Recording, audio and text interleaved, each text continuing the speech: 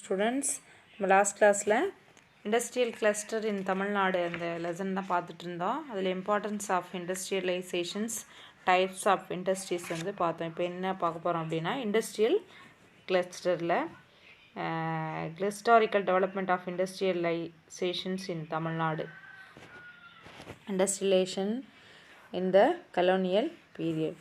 அதில் industrial cluster அப்படின்னு சொல்லும்போது தொழில் தொகுப்பு, கிளஸ்டர் அப்படின்னா கூட்டமாக இருக்கிறதுன்னு அர்த்தம். அப்போ அதனுடைய தொகுப்புகள். அப்போ industrial clusters are groups of firm in a defined geographic area that share common markets, technologies and skill requirements and important aspects of clusters in the nature of inter-firm networks and interactions. Cluster where firm specialized in one stages of the production process and supply inputs or absorb the output of another firms in the cluster is critical to the efficiency and competitiveness of the clusters. அதாவது தொழில் தொகுப்புகள் அப்படின்னு சொல்லும்போது பொதுவாக சந்தைகள், தொழில்நுட்பம் மற்றும் திறன்களுக்கான தேவைகளை வந்து பகிர்ந்து கொள்ள வரையறுக்கப்பட்ட ஒரு நிறுவனங்களின் தொகுப்பு அப்படின்னு தான் சொல்கிறாங்க. அதில் முக்கிய அம்சம் என்னென்னு பார்த்தோன்னா, அந்த நிறுவனங்களுக்கு இடையேயான ஒரு பரஸ்பர தொடர்பை ஏற்படுத்தி கொள்வது. அப்போ உள்ளீடுகளை வழங்குதல் அல்லது தொகுப்புகளிடையே மற்றொரு நிறுவனத்தின் வெளியீட்டை ஈர்த்தல் போன்றவற்றை வந்து தொகுப்புகளின் போட்டித்தன்மைக்காக வந்து தன்மைக்கு முக்கியமானதுன்னு சொல்கிறாங்க.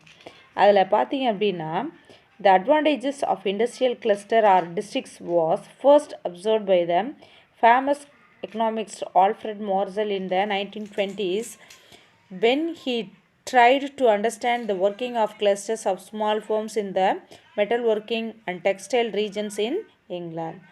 While the notions of an industrial district was developed by Morsel, it was only after the success of small firms in Italy in 1980s that it became popular. Policy makers in developing countries like India began to promote them actively as they realized that there are several such small firm clusters in a country. அப்போ 1920 பார்த்தீங்கன்னா புகழ்பெற்ற பொருளாதார அறிஞர் அப்படின்னு சொல்லும்போது Alfred marshal அவருடைய முயற்சி அப்படின்னு சொல்லும்போது தொழில் தொகுப்பு அல்லது மாவட்டங்களுடைய நன்மைகளை வந்து முதல்ல வந்து கண்டறிந்தார். 1980 இத்தாலியில் சிறிய நிறுவனங்கள் அப்படின்னு சொல்லும்போது சிறிய நிறுவனங்கள் தான் அங்கே வெற்றி பெற்றுச்சு. அதன் பின்னர் வந்து மார்சலின் தொழில்துறை மாவட்டம் இண்டஸ்ட்ரியல் டிஸ்ட்ரிக்ட் என்ற கருத்து பிரபலமாக்கப்பட்டது. இந்தியா போன்ற வளர்ந்து வரக்கூடிய நாடுகளில் இந்த கொள்கை அப்படின்றது வந்து தங்களுடைய நாட்டில் இது போன்ற பல சிறிய நிறுவனங்களின் தொழில் தொகுப்புகளை வந்து ஊக்குவிக்க தொடங்கினாங்க. அப்போ அதன் விளைவாக the following are chief characteristics of a successful cluster: geographical proximity of small and medium enterprises, sector specializations, close inter-firm collaborations, inter-firm competition based on innovations, a socio-cultural identity which facilitates trust, multi-skilled workforce, active self-help organizations and supportive regional and municipal government. அதாவது சிறு மற்றும் நடுத்தர நிறுவனங்களின் புவியியல் பகுதிகளுக்கு அருகாமையில் இருத்தல், துறை சார்ந்த சிறப்பு கவனங்கள், நிறுவனங்களுக்கு இடையே நெருக்கமான அல்லது பரஸ்பர முறையில் வந்து இணைத்தல். அதாவது நிறுவனம்னா ஒரு நிறுவனத்திலேருந்து இன்னொரு நிறுவனம், இப்போ ஒரு நிறுவனத்துக்கு தேவையான கச்சா பொருட்களை அருகாமையில் இருக்கக்கூடிய ஒரு இண்டஸ்ட்ரி தயார் பண்ணுது அப்படின்னா அவங்கள்ட்ட போய் வாங்கிக்கிறத தான் சொல்கிறாங்க. நிறுவனங்களுக்கு இடையேயான நெருக்கமான அல்லது பரஸ்பர முறையில் இணைந்திருத்தல். அப்புறம் பார்த்திங்க அப்படின்னா நம்பிக்கைக்கு எளிதாக்கும் ஒரு சமூக கலாச்சார அடையாளம், பல்வேறு திறமையான தொழிலாளர்களை கொண்டிருத்தல், சுய உதவி குழுக்கள் வந்து செயல்படுதல், வட்டார மற்றும் நகராட்சிகளுக்கு அரசினுடைய ஆதரவு, இது எல்லாமே வந்து இருக்கணும்னு சொல்லி சொல்கிறாங்க. அப்போ இந்த இதெல்லாம் வந்து ஒரு நிறுவனங்கள் ஒருவருக்கு ஒருவர் வந்து பரஸ்பரமாக ஒத்துழைத்து போட்டியிடும் என்று எதிர்பார்க்கப்படுகிறது அப்படின்னு சொல்கிறாங்க. அப்போ போட்டியின் மூலம் அவர்கள் மிகவும் திறமையானவர்களாக மாற கட்டாயப்படுத்தப்படுகிறார்கள் அப்படின்னு சொல்லி சொல்கிறாங்க. ஹவு டு கிளஸ்டர் ஆர்ஜினேட்ஸ், அதாவது தொழில் தொகுப்பு அப்படின்றது வந்து எவ்வாறு தொடங்குகிறது அப்படின்னு சொல்லி பார்த்தோம் அப்படின்னா, இந்த தொழில் தொகுப்பு அப்படின்னு சொல்லும்போது cluster may arise due to many factors. Certain clusters evolved over a long time in history when artisans settled in one locality and evolved over centuries. Handlooms, weaves, clusters are one example of this development. Or else in some sector, when a large firm is established, a cluster of firms may emerge to take care of its input and service requirements.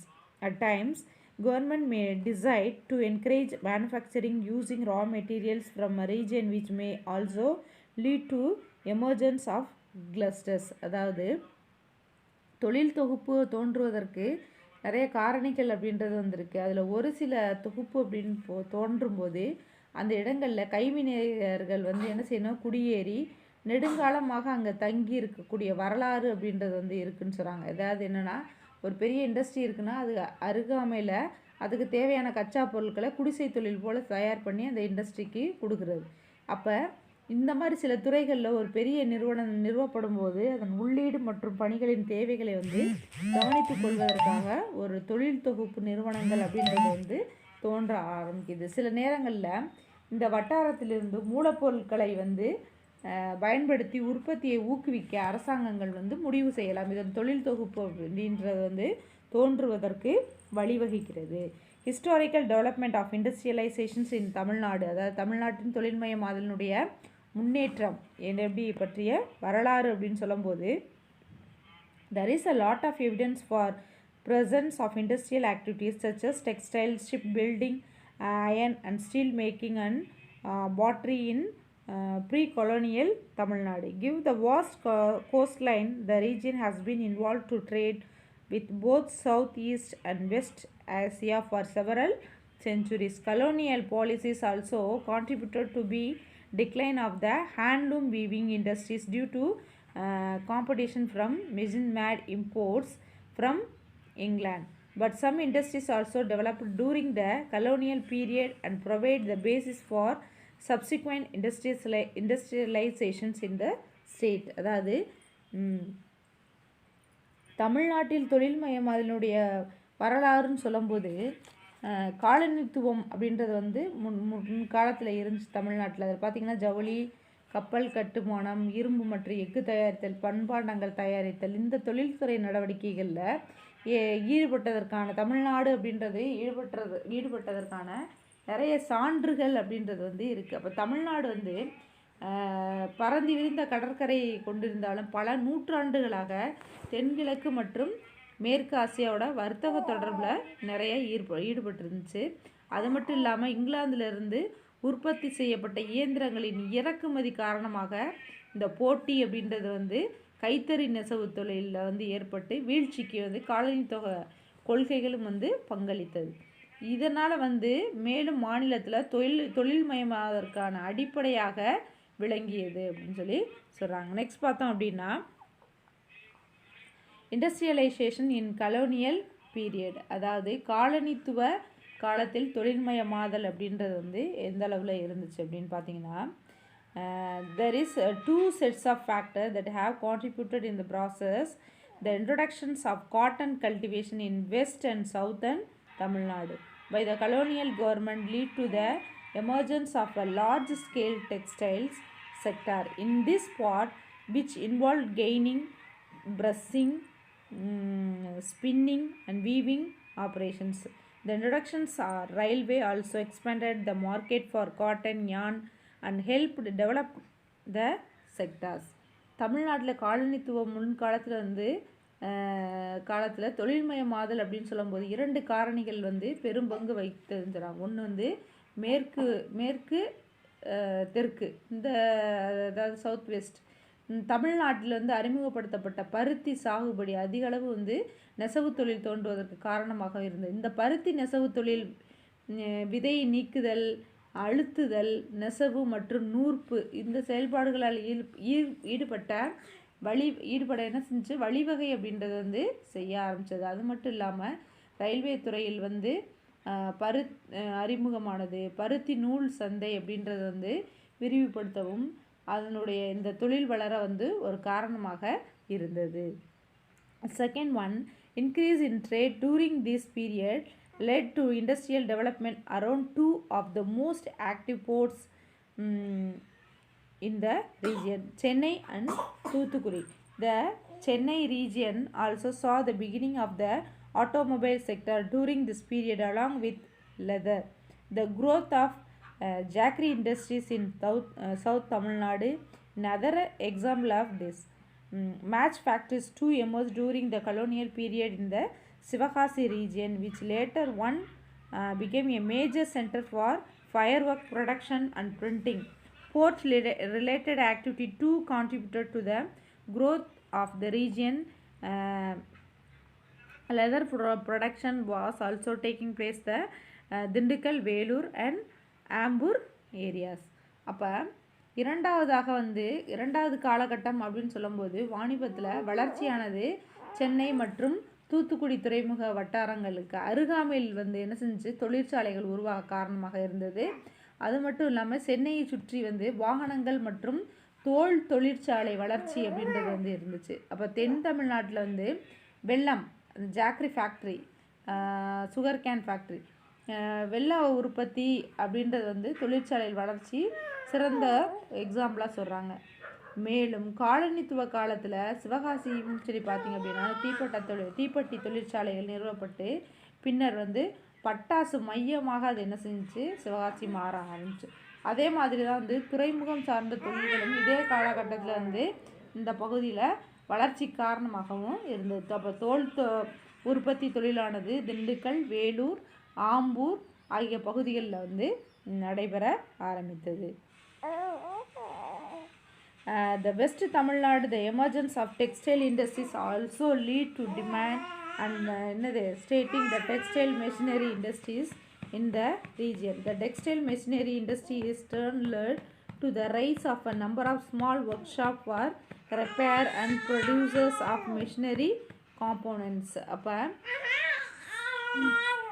தமிழ்நாட்டு மேற்கு பகுதி அப்படின்னு சொல்லும்போது நெசவு தொழில்நுட்பத்தின் வளர்ச்சியானது இயந்திரங்களின் தேவையும் வந்து காரணமாகவும் இருந்தது. இந்த நெசவு இயந்திர தொழிற்சாலைகளுக்கான இயந்திர உதிரி பாகங்கள் அப்படின்னு சொல்லும்போது பழுது பார்த்தல் மற்றும் உற்பத்தி செய்வதற்கான சிறிய அளவிலான தொழிற்சாலைகள் வந்து அதிக அளவில் வளர்ச்சி அடைந்ததுன்னு சொல்கிறாங்க. இன்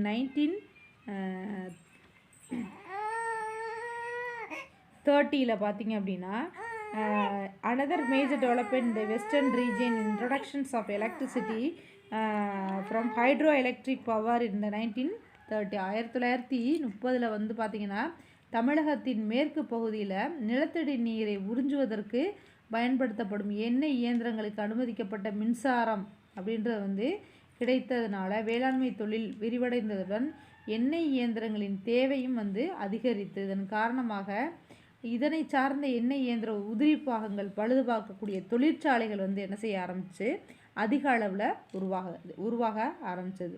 அப்போ உலோக தொழிற்சாலைகள் அமைக்கப்பட்டு வேளாண்மை சார்ந்த இயந்திரங்கள் அப்படின்றது வந்து அதிக அளவில் தயாரிக்கப்பட்டது அப்படிங்கிறாங்க. Post independence to early 1990s. சுதந்திரத்திற்கு பின்பு வந்து 1990 வந்து முற்பகுதியில் எப்படி இருந்துச்சு அப்படின்னு பார்த்தீங்கன்னா soon after independence several large enterprises were set up by both the central and state government in different segments, such as the Integral Coach Factory in Chennai to make railway coaches and the Bharat Heavy Electrical Limited Bell, Tiruchirappalli, manufactured to boiler and turbines. Bell is turned to lead to the emergence of an industrial cluster of several small firms catering to its input requirements. Heavy vehicle factory was set up, manufacture tanks in Avadi and the outskirts of Chennai. அப்போ தொழில் வளர்ச்சி அப்படின்னு சொல்லும்போது சுதந்திரத்திற்கு பிறகு மத்திய மற்றும் மாநில அரசுகள் வந்து பல பெரிய நிறுவனங்கள் அப்படின்றது வந்து நிறுவப்பட்டது. சென்னையில் பார்த்திங்கன்னா ரயில் பெட்டி தயாரிக்கக்கூடிய ரயில் பெட்டி தொழிற்சாலை வந்து திருச்சிராப்பள்ளி, கொதிகலன் மற்றும் விசையாழிகள் தயாரிப்பதற்கான